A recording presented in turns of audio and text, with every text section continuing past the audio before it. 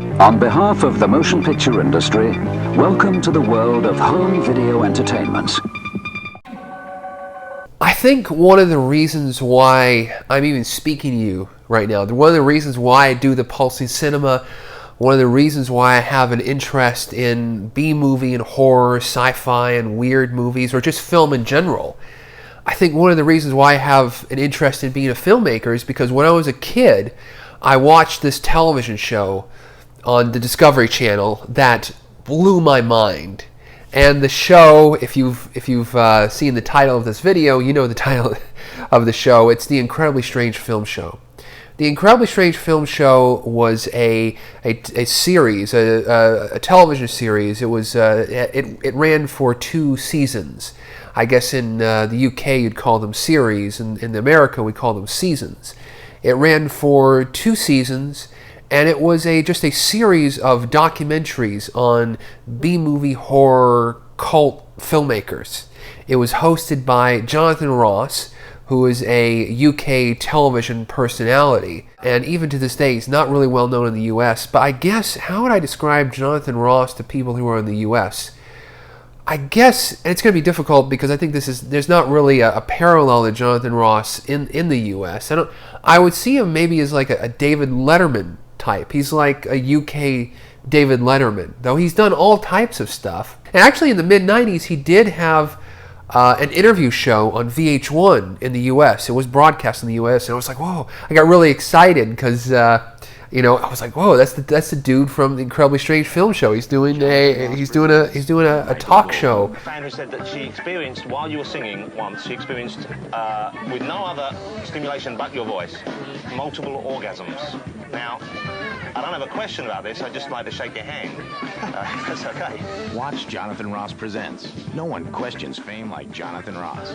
Premieres today at 1:30, only on VH1. TV for people who love music. It feels like his enthusiasm for this material just kind of comes through. These are documentaries. These shows just.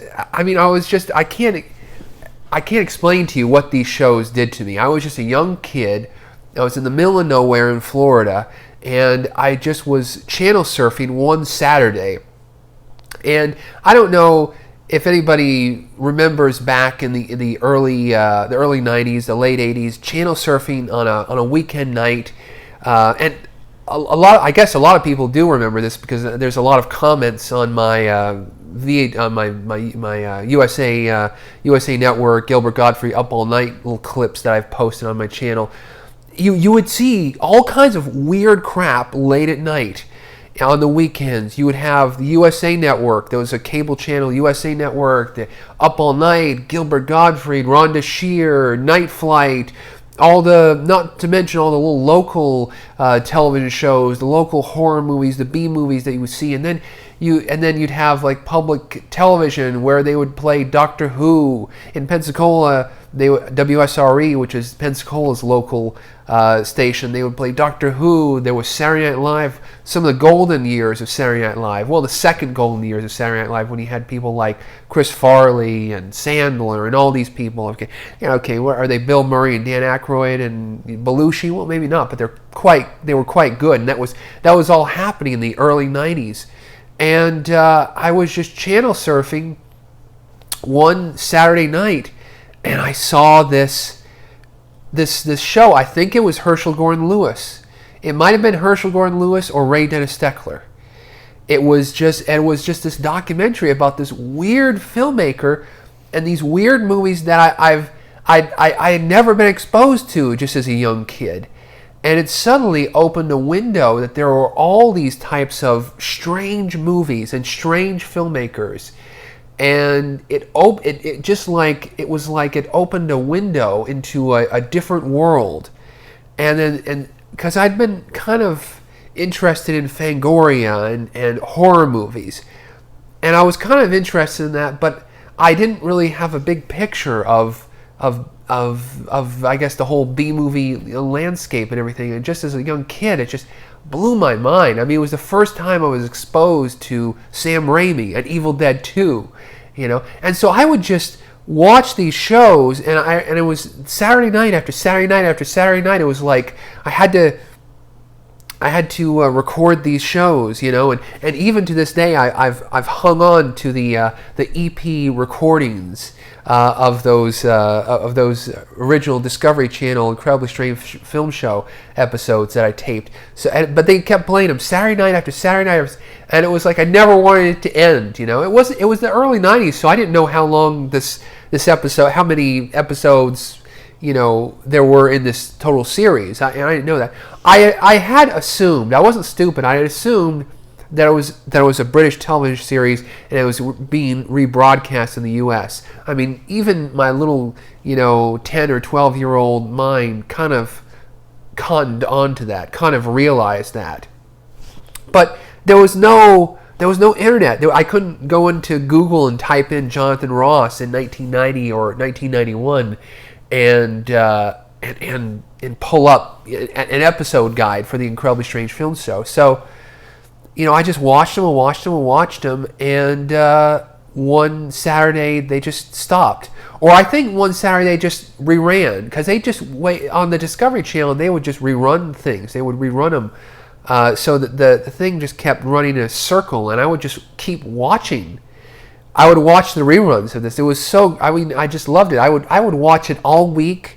I would watch the VHS tape that I made of the Saturday recording all week, and then in anticipation of next Saturday and the next recording. It really just blew my mind. It blew my mind. So what I'd like to kind of do is I'd like to talk about the episodes. I already have an episode guide that I have at pulsingcinema.com. So I love talking about the Incredibly Strange Film Show. Let's talk about the individual episodes, and we'll just go. We're doing an episode guide. I'm just going to talk about each of the episodes, and that's that. So let's start off.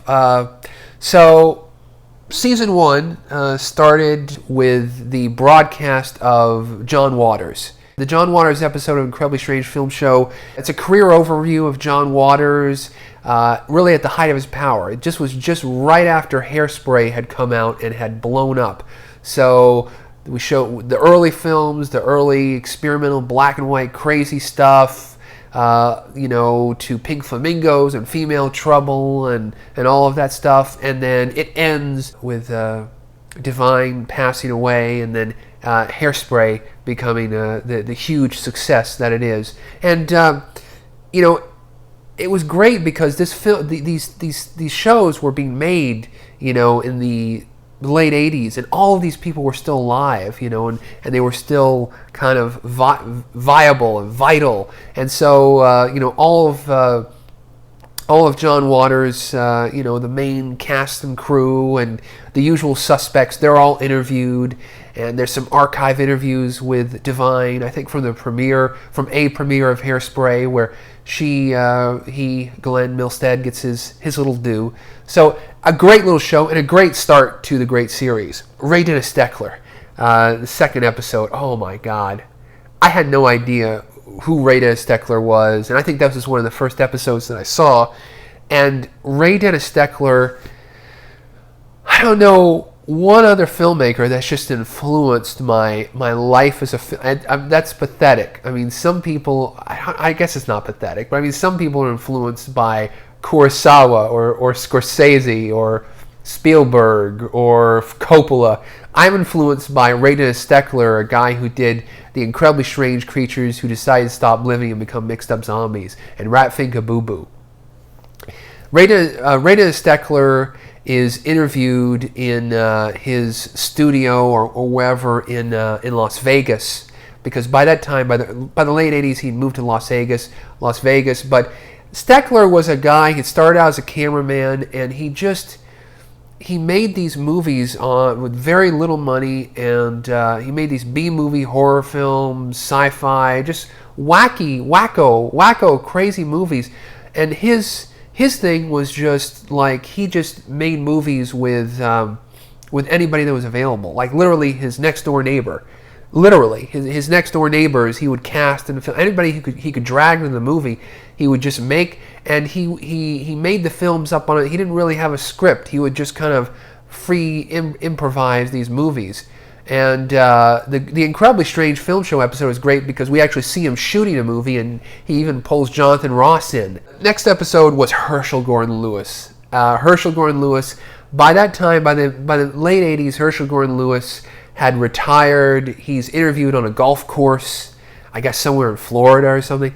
But of course, Herschell Gordon Lewis, the godfather of gore, the guy who made Blood Feast and 2000 Maniacs and Color Me Blood Red, a whole career overview, really, of all those films. I mean, my God, Blood Feast. So it goes through his entire career. They go back to Miami, and they go to the Suez Motel. Was it the Suez Hotel? The Suez Motel.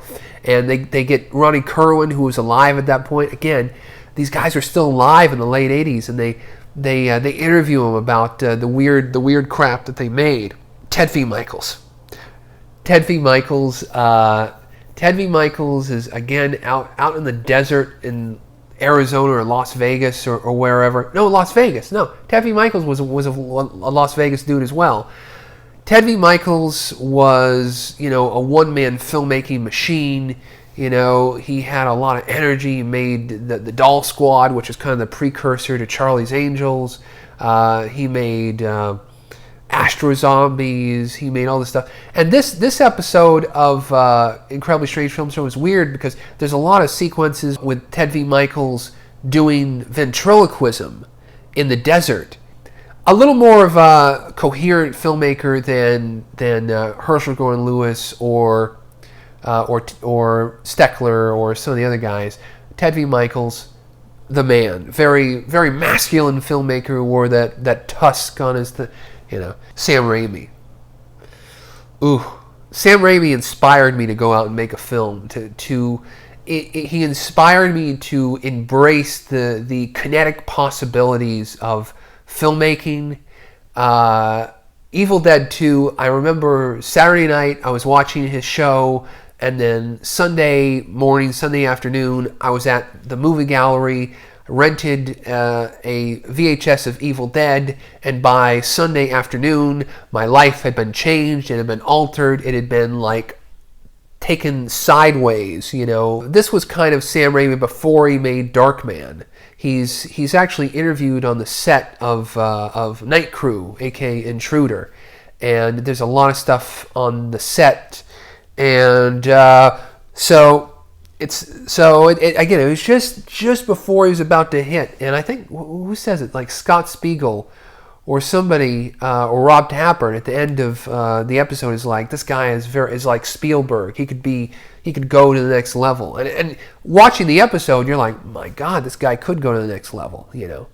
So quite an auspicious kind of. You could just tell Sam Raimi was just, the films he made were so damn good. I mean, Evil Dead was good. Evil Dead 2 was great. And so, again, blew my mind away. The first series of Incredibly Strange Film Show, it ended with Russ Meyer. The Russ Meyer episode was not broadcast by the Discovery Channel, and I didn't know that the Russ Meyer episode even existed until years and years and years later, when I had access to the internet and program guides and all of that stuff. So the Russ Meyer episode, again. And I've watched the Russ Meyer episode a couple times. I think it's okay. I think it's just okay. I mean, there's a lot of sex in the episode, and I think that's why they just didn't show it. I guess it didn't pass Discovery Channel standards and practices. There's a lot of, and by the way, there's nudity throughout the Incredibly Strange Film Show episodes that I guess in the UK was shown. Because I've seen some episodes that actually showed the nudity, but in the U.S. they censored all of our episodes, by the way. So the Russ Meyer episode has a little more nudity than the average Incredibly Strange Film Show, and it's just a good career overview. There's some fun stuff where Russ Meyer talks about his work on the Sex Pistols film, They Killed Bambi.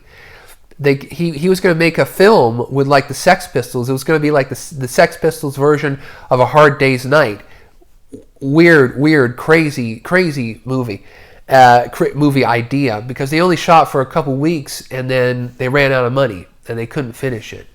And but the episode is good. I mean, you don't really learn a lot from Russ Meyer in the sense that his he's full of braggadocio and bravado, and I don't feel they cover the films as well. It's a lot of Russ Meyer and going through his house, because Russ Meyer had his house set up like a museum. He had the posters all over the place, and it was like a museum. So it's more of a focus on that, and less of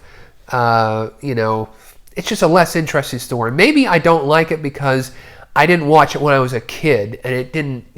I'm sure if I had watched the Russ Meyer episode when I was like a little kid, it would have like set off something, alarm bells in my brain, and it would have like. Maybe it would have made me want to make sexploitation films or whatever. It might have like really screwed me up. So maybe it's good that I didn't see it. Series 2, the son of the Incredibly Strange Film Show, started off with a bang. It started off with Jackie Chan. Oh my God, the Jackie Chan episode. At that point in the late 80s, a career overview of Jackie Chan. But by this time, my God, Jackie Chan had already done, how many police story films, Armor of God, had done so many films, and he was like an international superstar. I think in the UK, Jackie Chan was already kind of well known. In the US, he was still a cult thing. He'd done that one movie like The Protector with Danny Aiello, and he'd done some other stuff, but he was still kind of a cult figure. He wasn't like Jackie Chan, now we know. Now he's very big. A few years ago, 10 years ago, he was even huger.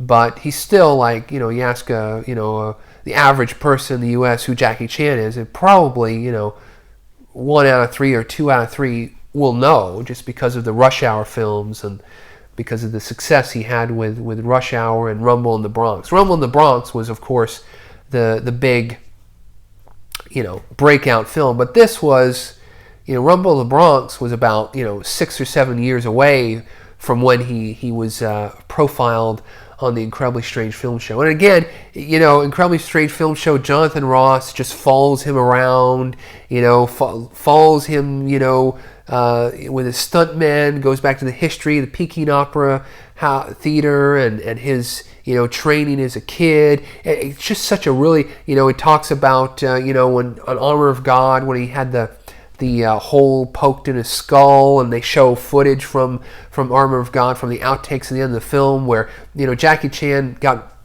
almost died. He got, injured bad when he jumped off a cliff in Armor of God, and he hit his head, and he has like a hole in his skull. I'm sure Jackie Chan fans know that, but Jackie Chan, great episode. Great way to start the Series 2. And Series 2 is a little more, Series 1 was really focused in the U.S. primarily. In Series 2, they got more international, where they started off with, Hong Kong, Asia superstar Jackie Chan. Episode 2, a double feature. They doubled it up. I like this. Olen Ray, B-movie Hollywood filmmaker behind Scalps, Hollywood Chainsaw Hookers, so many movies. And they follow him around, shooting a film. And, Olen Ray's thing is like he's one take, shoots movies with almost no money. That's great. The second part of the double feature episode was Dorish Wishman. Dorish Wishman, the New York grindhouse woman, one of the few women directors of B movies. Really, one of the few female directors who was especially working in the grindhouse of the 70s, making like Nudie Cuties and making like, she did some roughies, I guess you'd call them, these really roughy stuff. And then she did stuff like The Amazing Transplant, which was a weird movie, and her movies are very. A Night to Dismember was one of her last movies. Oh my God, A Night to Dismember. The night to dismember like dismembers your mind. It dismembers your brain. Yeah.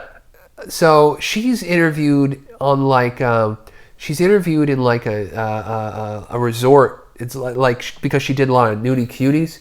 She did that movie Nude on the Moon and stuff. Her movies are really not that great. They're you know, Dorish Wishman was just you know, a woman, and she just had these her films were totally, she made them totally for the money. She just saw a need for like sexploitation, nudie cutie type movies, and she just made them to turn a profit, you know, and that's what she did. So her films really kind of technically are not that great, but they're gimmicks. Like she did these films with Chesty Morgan, Deadly Weapons, which are just like, you know, about this woman with big breasts who, you know.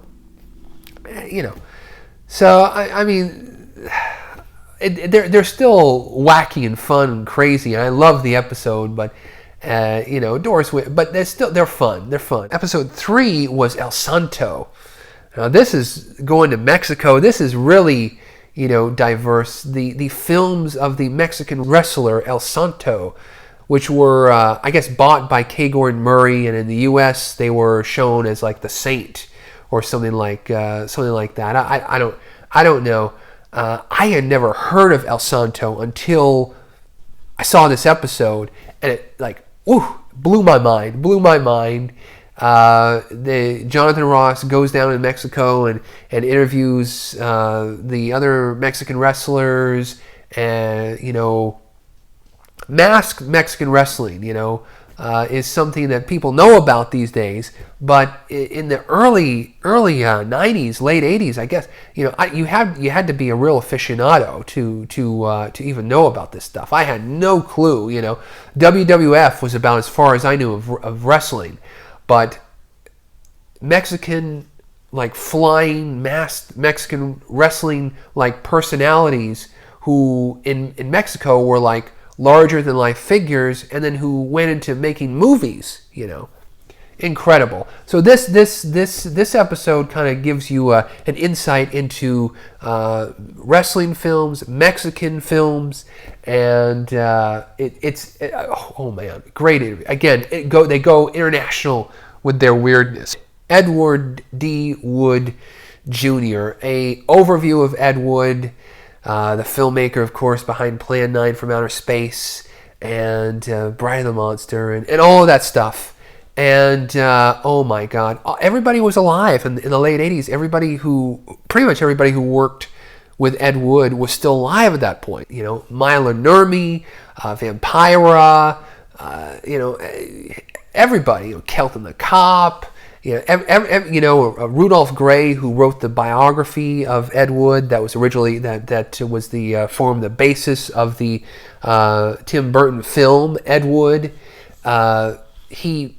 He was there. He's interviewed. Everybody's interviewed. Kathy Wood, Ed Wood's wife, Ed Wood's last wife, was interviewed. Ed Wood's first wife was interviewed. Everybody's it's such a great. It's like a time. If you love Ed Wood, this is like a time capsule. After that, there was another twofer. There was Tsui Hark, and this episode goes into like Hong Kong action films, Hong Kong action horror. They show some clips from Mr. Vampire. So it's Tsui Hark, but then it just gives you kind of an entree into an overall portrait, a very short but nice portrait of Hong Kong filmmaking, fantastic filmmaking through it from the early 80s to mid to late 80s. It's a snapshot in time. And Tsui Hark, just before he would move to the U.S. and have some success. And so it was a twofer of Tsui Hark and Stuart Gordon behind Reanimator and everything, and they interview Stuart Gordon at the La Brea Tar Pits.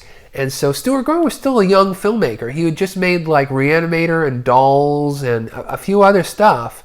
But again, it was just on the strength of really Reanimator that they're really showcasing him here. And why the hell not? Because Reanimator and From Beyond and Dolls, I mean, those are a hell of a movie.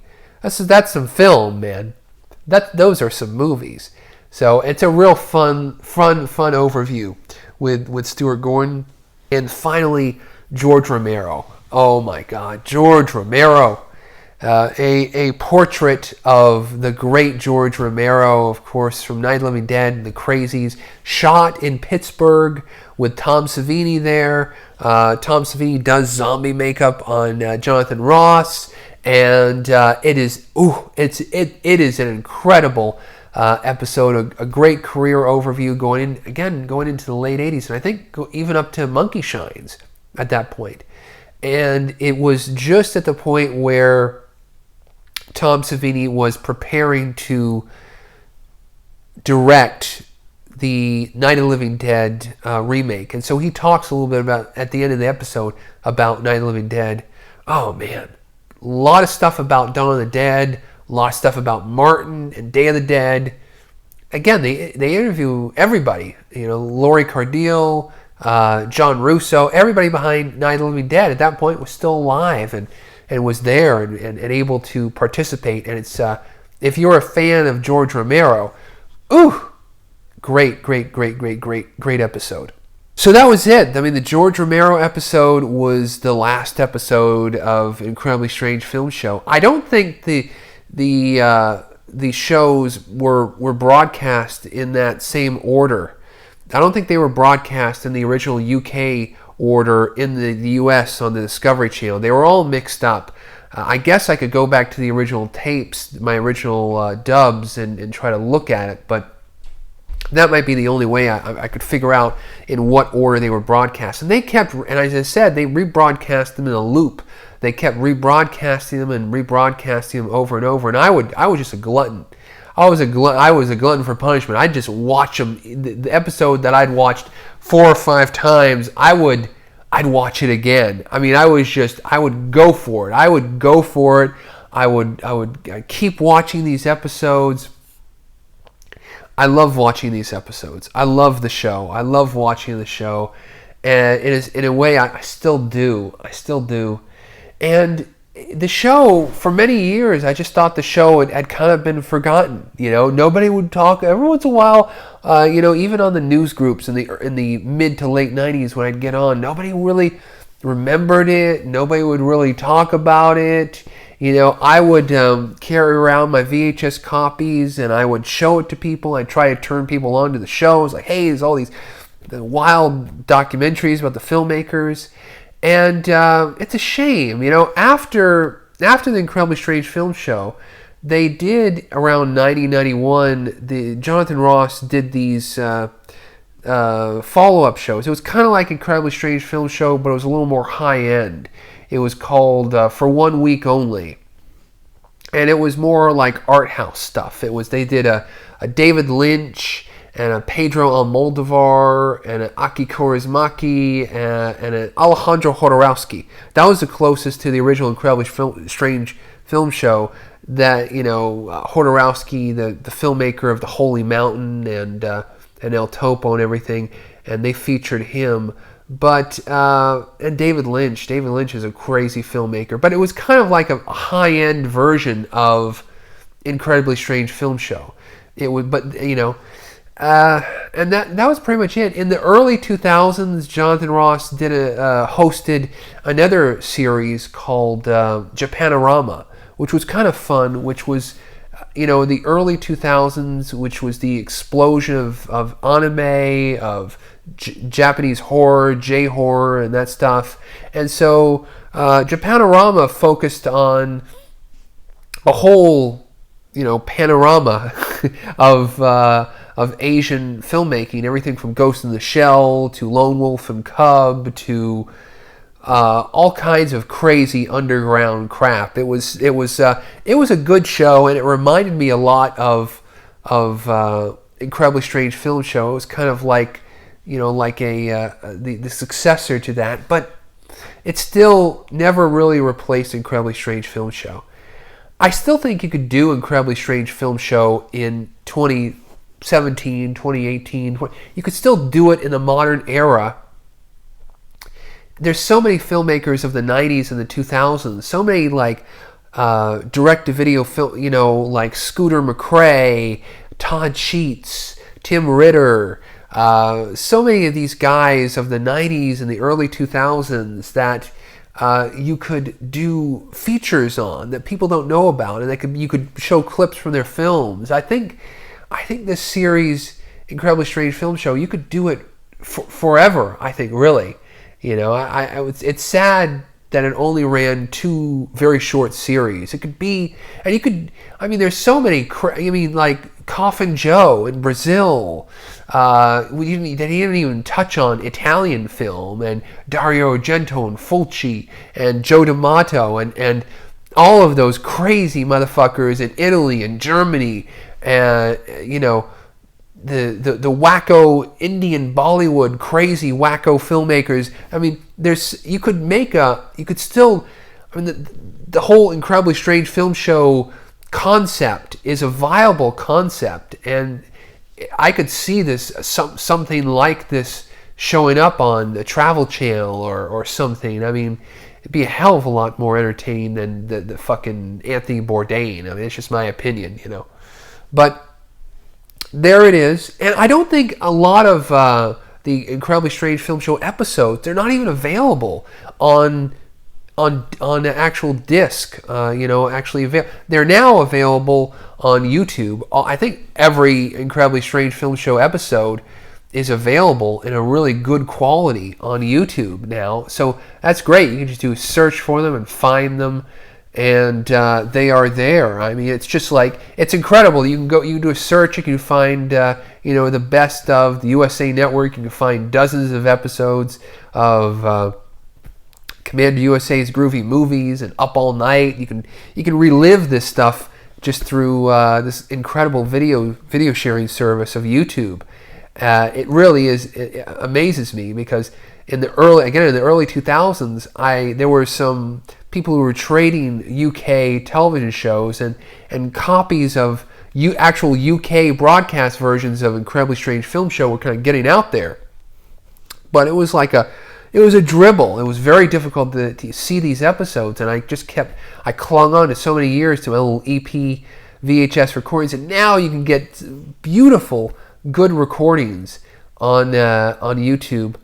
There have been a couple episodes that have been released on DVD. I think the Sam Raimi episode was released on some UK DVDs of Evil Dead.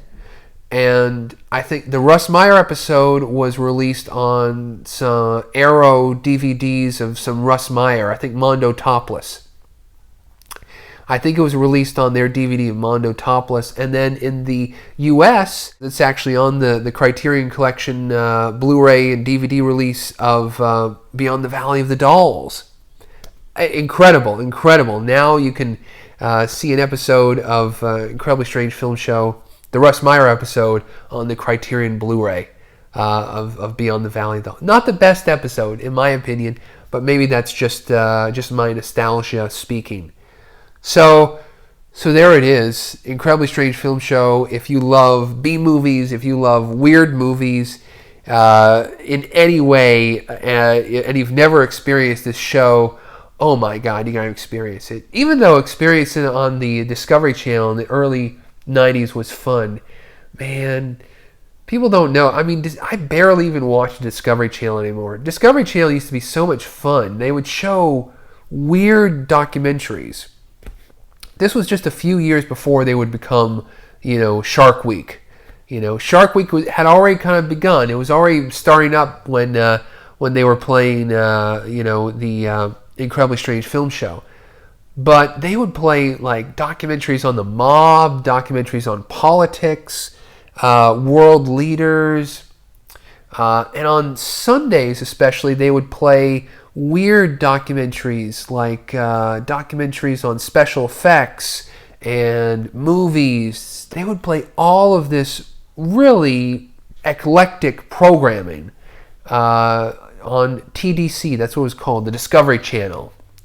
The Discovery Channel on TDC TV. TDC TV. Oh my God! It was like appointment television for me. Every Saturday, TDC TV. It was great. So there it is. My love letter to the Incredibly Strange Film Show. I love you, Incredibly Strange Film Show, and come back. You can still, I mean, there can still be episodes of this show being made now or under another aegis, a different type of show, without Jonathan Ross, without the Incredibly Strange Film Show name, or with Ross and Incredibly Strange Film Show. It's just such a interesting concept to give you a window into these B-movie worlds, and there's so many more films and filmmakers that have come out. There's so many people who need exposure from the early 90s and the early 2000s and the mid-2000s. This show could keep going on. There's no reason why it needed to stop. Great show. Great documentaries. Incredibly Strange Film Show. We're taking you on a wild ride through the world of eccentric cinema. A non-stop rampage through some of the most unusual films ever made. This is the most fantastic story I've ever heard. And every word of it's true, too. That's the fantastic part of it. There's much more to come, Saturdays at 11 Eastern, as the Incredibly Strange Film Show continues on TDC TV.